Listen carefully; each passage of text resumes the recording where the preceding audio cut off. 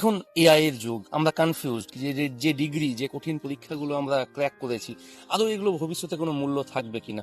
শুধু কি মুখস্থ বিদ্যা, শুধুই সার্টিফিকেট, এগুলো কি আমাদের পরবর্তী জেনারেশনের জীবনকে সুরক্ষিত করতে পারবে? তাহলে কি থাকবে?